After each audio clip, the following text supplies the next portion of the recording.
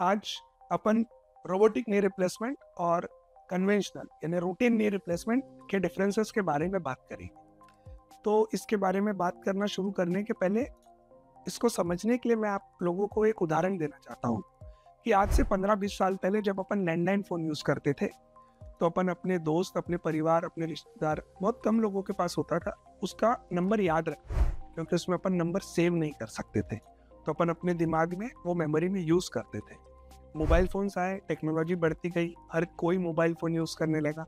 इतने हज़ारों सैकड़ों नंबर अपन में से कोई याद नहीं रख सकता, लेकिन मोबाइल फ़ोन की टेक्नोलॉजी के साथ ये एक एडवांटेज फ़ायदा आया कि आप मोबाइल फ़ोन में नंबर्स काफ़ी सारे लोगों के स्टोर करके रख सकते हैं, जिससे आपको कभी भी किसी को कॉल करना हो सकता है 2 साल में एक बार, तो आप सिर्फ उनका नाम डालेंगे तो मोबाइल नंबर आ जाएगा, आप टच करेंगे ग्रीन बटन पे तो कॉल लग जाएगा। तो इससे आपकी मेमोरी का जो स्ट्रेस था, जो यूज़ हो रहा था, वो बच गया। तो टेक्नोलॉजी के एडवांटेज है जो अपन हर फील्ड में देखते जाते हैं। रोबोटिक नी रिप्लेसमेंट एक रिसेंट डेवलपमेंट है, एक अनोखी खोज है जिसका उपयोग अपन नी और हिप रिप्लेसमेंट सर्जरी में कर रहे हैं और जिससे अपने को काफ़ी इमीडिएट, तुरंत कुछ काफ़ी फायदे नज़र आ रहे हैं रिकवरी पैटर्न्स में और पेशेंट सेटिस्फेक्शन में। रोबोटिक टेक्नोलॉजी का एक बहुत बड़ा डाउट रहता है आप लोगों के मन में कि क्या यह ऑपरेशन रोबोट्स करते हैं? नहीं, यह रोबोट्स जो अपन मूवीज में या एक फिक्शन रोबोट्स होते हैं जिनके सार हाथ पैर मुंह होते हैं, ऐसे रोबोट्स नहीं होते। ये टेक्नोलॉजी है जिसमें ऑपरेशन सर्जन ही करते हैं। रोबोट जो होता है वो आपको डेटा देता है, आपका प्रिसीजन एक्यूरेसी बढ़ाता है। यह रोबोट के कुछ कंपोनेंट्स होते हैं, जैसे कि एक कंप्यूटर वाला पार्ट, कंप्यूटर स्क्रीन और एक सीपीयू, और इसके अंदर मार्कर्स होते हैं, हाई डेफिनेशन कैमरा होते हैं और एक रोबोटिक आर्म होता है। रोबोटिक आर्म सबसे इंपॉर्टेंट चीज होती है जो आपको सर्जरी को करने में, बोन को कट करने में प्रिसीजन से मदद करता है। यह टेक्नोलॉजी को आके तकरीबन 8 से 10 साल हो गए और हाल फिलहाल में इसके फायदे ही नजर आ रहे हैं, कोई नुकसान नहीं है। लेकिन नी रिप्लेसमेंट, हिप रिप्लेसमेंट लगभग पिछले 50-60 साल से हो रहा है। तो इसका लॉन्ग टर्म रिजल्ट या क्या रोबोटिक टेक्नोलॉजी ही फ्यूचर रहेगी जॉइंट रिप्लेसमेंट का, यह अपने को और 10-15 साल में समझेगा। लेकिन मैं यह टेक्नोलॉजी पिछले 1 साल से यूज कर रहा हूँ और मैं कॉन्फिडेंटली कह सकता हूँ कि इसके बहुत सारे एडवांटेज है नी और हिप रिप्लेसमेंट सर्जरी।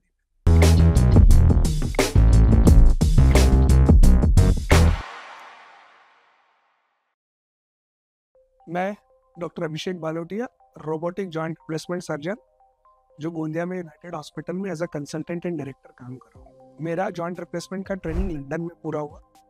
उसके बाद काफ़ी समय से मैं गोंदिया में प्रैक्टिस कर रहा हूँ और जॉइंट रिप्लेसमेंट मेरा पैशन है।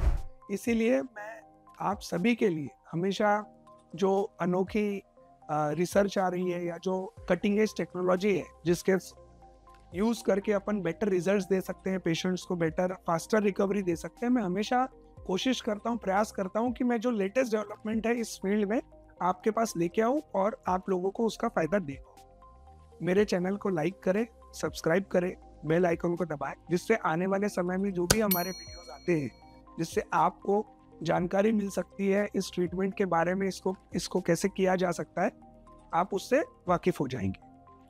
अब अपने को बात करना है आज रोबोटिक और कन्वेंशनल नी रिप्लेसमेंट के बीच में अंतर क्या है, फर्क क्या है। सबसे पहली चीज जिस पे अपन डिस्कशन करना चाहते हैं वो है सर्जिकल टेक्निक, ऑपरेशन करने का तरीका। तो मैं आपको बताना चाहूंगा कि ऑपरेशन दोनों भी टेक्निक में डॉक्टर्स यानी कि सर्जन्स ही करते हैं, लेकिन फर्क ये है कि डॉक्टर्स का एक एक्सपीरियंस है ऑपरेशन करके, रोबोट सिर्फ एक इंफॉर्मेशन को प्रोसेस कर रहा है। नॉर्मल सर्जरी में डॉक्टर पूरी तरीके से अपना दिमाग यूज करते हैं, उनके एक्सपीरियंस को यूज करते हैं, बोन्स को कट करते हैं और इम्प्लांट फिक्स करते हैं। रोबोटिक टेक्नोलॉजी में ये होता है कि डॉक्टर्स को जिन चीज़ों में, जो स्टेप्स है सर्जरी के, जहाँ कन्फ्यूजन क्रिएट होता है, जो इतने समय से 40-50 साल से जब ऑपरेशन करने के बाद समझ में आया, तो ये कन्फ्यूजन दूर करने के लिए अपन पेशेंट के घुटने के जो हड्डी है उसको सीटी स्कैन, एमआरआई या रियल टाइम इंटेलिजेंस से रोबोट को डेटा फीड कर रहे हैं, जिससे ऑपरेशन के समय रोबोट अपने को ये बताता है कि इस पेशेंट के लिए कौन से साइज का इम्प्लांट बेहतर रहेगा, जिससे कि अपने को एक साइजिंग और अप्रोप्रिएट मिल रही है जो अपने को कन्वेंशनल में नहीं मिल रही थी। कई बार एक पेशेंट को 3 नंबर छोटा होता है, 4 नंबर का इम्प्लांट बड़ा हो जाता है, तो आप डिसीजन कैसे लेंगे कि आप 3 यूज करें कि 4? तो कन्वेंशनल सर्जरी में प्रोबेबिलिटी है कि 50% आप गलत चूज कर सकते हैं।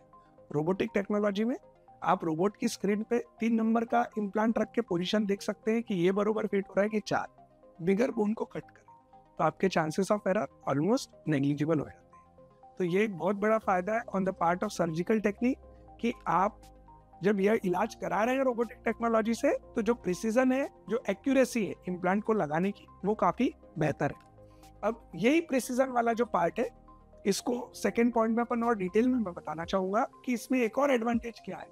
एक तो आपको डेटा के आधार पर रोबोट ने ये बताया कि आपको कौन से साइज का इम्प्लांट यूज करना है, आपको पैर को कितना सीधा करना है और किस प्रकार से आप प्लानिंग कर सकते हैं। दूसरा सबसे इंपॉर्टेंट पार्ट है जहाँ प्रिसीजन का रोल आता है, सटीकता का रोल आता है, वह है कि आप उसको एग्जीक्यूट, आप यह ऑपरेशन करते कैसे हैं। तो जैसे कि मैं आपको बताना चाहूंगा, मैनुअल टेक्निक में आपने एक बार डिसाइड किया तो जो बोन को कट कर रहे हैं अपन इम्प्लांट से रिप्लेस करने के लिए, सर्जन खुद कर रहे हैं। तो जैसा कि अपन जानते हैं, कोई भी एक्टिविटी अपन करते हैं, कोई भी चीज अपनी रोजमर्रा की जिंदगी में, तो 2 इंसान के करने में एक वेरिएबिलिटी आती है। हो सकता है कि मुझे 6 mm हड्डी को कट करना है, मेरे से 5.5 mm कट हो जाए या 6.5 mm कट हो जाए। इसका इम्पैक्ट वो जो इम्प्लांट है उसकी फिटिंग पे और वो कितने दिन चलेगा, इस पे बहुत बड़ा इम्पैक्ट होता है। रोबोटिक टेक्नोलॉजी में जो सबसे इम्पोर्टेंट पार्ट है रोबोट का, वो है रोबोटिक आर्म। रोबोटिक आर्म का जब सर्जन यूज करते हैं, तो जैसे अपन ने ऑपरेशन की प्लानिंग के समय अपनी इंफॉर्मेशन से डिसाइड किया कि अपने को 4 नंबर का इम्प्लांट लगाना है और उसके लिए अपने को ये 4 हिस्से से कहीं से 6 mm, कहीं से 10 mm, कहीं से 12 mm हड्डी निकालनी है। रोबोटिक आर्म आपको ये हेल्प करता है, वो sensors real time intelligence data से जैसे एकदम प्रिसाइजली बोन कट करेगा। 6 mm बोन कट होने के बाद बोन आगे कट ही नहीं होगा। तो आप 6 mm चाहते थे, आपने 6 mm ही कट किया। इसका फायदा ये होगा कि जो इम्प्लांट है वो एग्जैक्टली स्नगली फिट होगा, एकदम कड़क फिट होगा। जैसे अपन रूटीन जिंदगी में देखते हैं, अगर कोई चीज का फिटिंग बहुत अच्छा है तो वो लंबा समय चलेगा, ये समझने वाली बात है। दूसरा, एक हैप्टिक सिस्टम होता है। हैप्टिक सिस्टम में क्या होता है, सेंसर्स के यूज से जब रोबोटिक आर्म बोन को कट कर रहा है तो वो सिर्फ बोन पे रहेगा तभी वर्क करेगा। सपोज कई बार मैनुअल सर्जरी में सर्जन के हाथ से कोई इंस्ट्रूमेंट स्लिप हो सकता है, कटिंग करने का जो सॉ सिस्टम है वो स्लिप हो सकता है, तो उस पर आप तो बटन दबा रखिए, तो हो सकता है आप जो चीज नहीं काटना चाहते थे वो भी कट जाए, लेकिन ये पॉसिबिलिटी रोबोटिक सर्जरी में नेग्लिजिबल है। तो सटीकता, प्रिसीजन, एक्यूरेसी काफी ज्यादा बेहतर है कन्वेंशनल सर्जरी के मुकाबले, और ये एक बहुत बड़ा एडवांटेज है। तीसरी चीज जो सबसे और एक इम्पॉर्टेंट चीज है इस टेक्नोलॉजी के में जो अंतर है मैनुअल और कन्वेंशनल में, जैसे कि अपन जानते हैं अपन सबका बॉडी अलग है, अपन सब इंसान हैं, लेकिन किसी का हड्डी छोटा है, किसी का बड़ा है, किसी का गोल है, किसी का स्क्वायर है। अपन शरीर के हर हिस्से में ऐसा नोटिस करते हैं कि किसी 2 इंसान की नाक सेम नहीं होती, किसी 2 इंसान के बाल सेम नहीं होते, कुछ ना कुछ अंतर होता है। मैनुअल टेक्नोलॉजी जो है उसमें जब अपन एक नी रिप्लेसमेंट या हिप रिप्लेसमेंट सर्जरी करते हैं, उसमें अपन हमेशा हर पेशेंट को एक समान तरीके से ट्रीट करते हैं। जो डिफाइंड स्टेप्स है कि आप जाइए, बोन को इस तरीके से कट करिए, इतना सीधा करिए, ये करिए, और फिर उसके बाद उसको इतना घुमाइए, ये सबके लिए सेम है, आपके लिए, मेरे लिए या किसी के लिए। इससे ये होता है कि जो उनका बनावट थी शरीर की, जो उनकी एनाटॉमी थी नॉर्मल, आप कहीं ना कहीं उसको में कुछ बदलाव कर रहे हैं, और ये बदलाव मैच करने के लिए आपको क्या करना होता है, इसको मैच करने के लिए आप लिगामेंट्स को रिलीज करते हैं। जो घुटने के अराउंड लिगामेंट है उनको रिलीज करना पड़ता है नी को बैलेंस करने के लिए। अब रोबोटिक टेक्नोलॉजी में एडवांटेज ये है कि आप हर पेशेंट को एक कस्टमाइज्ड नी रिप्लेसमेंट दे सकते हैं। उसका मतलब ये होता है कि उसका जो एनाटॉमी है या उसके शरीर पे जो सूट होता है, आप वो कंपोनेंट को उस तरीके से घुमा के, उस तरीके से माइक्रो एडजस्टमेंट करके प्लान कर सकते हैं, जिससे कि आपका एक्यूरेसी और बढ़ गया, सटीकता। आप उस पेशेंट का जो नॉर्मल घुटना था, आपने ऑपरेशन करके इम्प्लांट को ऑलमोस्ट उसी पोजीशन में लगाया है, तो उसका रिकवरी बेहतर होगा। उसको ऑपरेशन के बाद एक नेचुरल फीलिंग रहेगा, जो एक अननेचुरल फीलिंग रहता है कि कुछ तो है यहाँ, वो फीलिंग चले जाता है। तीसरा, क्योंकि आपने उसको एकदम नॉर्मल तरीके से फिट किया है, तो घुटने के अराउंड जो लिगामेंट या इंपॉर्टेंट स्ट्रक्चर्स है जो आपको बैलेंस करने के लिए रिलीज करने पड़ रहे थे, वो नहीं करने पड़ रहे। तो आप डैमेज नहीं कर रहे बॉडी को, कम डैमेज कर रहे हैं, आपका रिकवरी फास्ट हो जाएगा क्योंकि पेशेंट का पेन कम होगा। तो इसी को समझते हुए अपन चौथे पॉइंट पे जाएंगे, जो रिकवरी और रिहैबिलिटेशन का फेज है।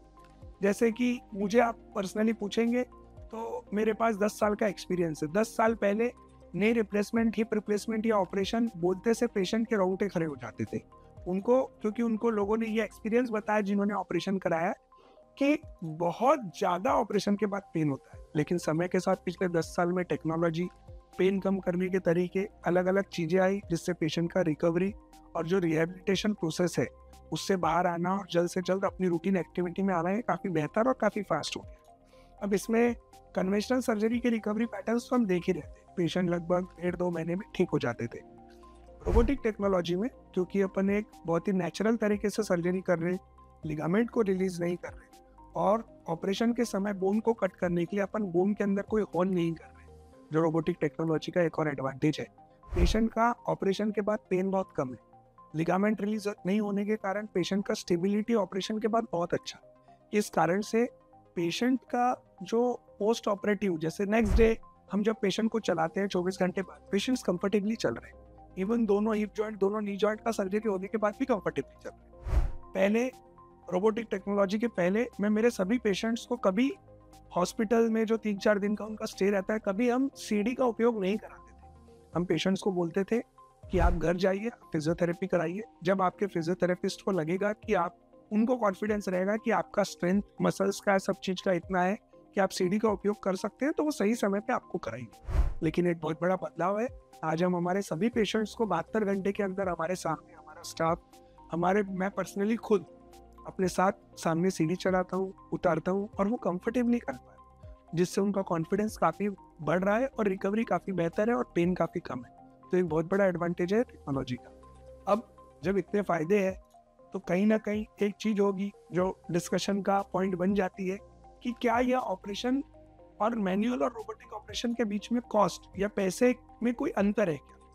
तो ये भी एक नॉर्मल समझने वाली बात है, क्योंकि टेक्नोलॉजी अभी रिसेंटली 5-7 साल में आई है और इसमें बहुत सारी महंगी महंगी चीज़ें इन्वॉल्व है जो रोबोट बनाने में, रोबोट टेक्नोलॉजी को क्रिएट करने में। इसके चलते रोबोट का कॉस्ट काफ़ी ज़्यादा है। तो इसी के चलते यह चीज़ का इम्पैक्ट जो पेशेंट का ओवरऑल खर्चा होता है ऑपरेशन का, उस पर भी पड़ता है। इसको बहुत सिंपल तरीके से, सरल तरीके से बताना चाहूँगा मैं आपको कि 2 प्रकार के शहर होते हैं। एक बड़े शहर होते हैं जैसे कि दिल्ली, हैदराबाद, अहमदाबाद, और एक नागपुर, गोंदिया, इस टाइप की जगह होती है। बड़े शहरों में इस टेक्नोलॉजी के लिए जो नॉर्मल पैकेज होगा, जो भी जिस शहर के हिसाब से, एक नी या एक जॉइंट की सर्जरी में लगभग 1 लाख रुपए ज़्यादा एक्सपेंसेस आते हैं। और वही गोंदिया, नागपुर जैसी जगह पे हम लोग 50,000 के अराउंड एक्स्ट्रा चार्ज कर रहे हैं। अगर नॉर्मल सर्जरी हम 3 लाख में कर रहे हैं दोनों नी का, तो रोबोटिक सर्जरी ऑलमोस्ट 4.5 लाख तक जाता है। यह एक डिफरेंस है दोनों भी इसमें। यह सभी डिस्कशन होने के बाद सब पॉइंट्स पे अपन ने बात किया कि प्रिसीजन कैसा है, टेक्नोलॉजी में क्या डिफरेंस है, कस्टमाइजेशन कैसे हो रहा है, रिकवरी कैसे हो रहा है। लेकिन आज अभी मैं आखिरी के कुछ मिनट में ये कंक्लूड करना चाहूँगा कि दोनों भी टेक्नोलॉजी के अपने फायदे नुकसान क्या है। सबसे पहले मैनुअल टेक्नोलॉजी के फायदे के बारे में बात करूँगा मैं।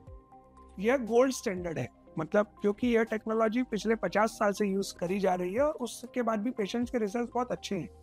तो अभी इसका इम्पोर्टेंस खत्म नहीं हो सकता, क्योंकि आज भी 90 to 95 centres across the world, पूरे दुनिया में, पूरे भारत में मैनुअल टेक्नोलॉजी से ही सर्जरी कर रहे हैं और काफी अच्छे रिजल्ट्स मिल रहे हैं। एक, अब मैनुअल टेक्नोलॉजी का नुकसान क्या है? मैनुअल टेक्नोलॉजी में पिछले 40 साल में कोई भी ऑपरेशन करने के तरीके में बदलाव नहीं आया, सिर्फ इम्प्लांट के मटेरियल या बनावट में बदलाव आया है। तो जो पेशेंट के रिव्यू है कि 20% पेशेंट अभी भी ऑपरेशन के बाद सेटिस्फाइड नहीं है, किसी को पेन है, किसी को कॉन्फिडेंस नहीं है। तो डेफिनेटली अगर 40 साल के अपने काम के बाद अपने को समझ में आ रहा है कि 20% लोग सेटिस्फाइड नहीं है, तो अपने को टेक्नोलॉजी की खोज करना पड़ेगा। तो ये कमजोरी है कि सर्जरी अच्छे से होने के बाद भी 20% लोग सेटिस्फाइड नहीं है। रोबोटिक टेक्नोलॉजी का फायदा मैं बता चुका हूँ आपको कि आप एक बहुत प्रिसाइज, सटीक तरीके से सर्जरी कर सकते हैं, आपको लिगामेंट्स का डैमेज नहीं करना पड़ता, आप इसके द्वारा जो रिकवरी है वो बहुत फास्ट है, बहुत बेहतर है।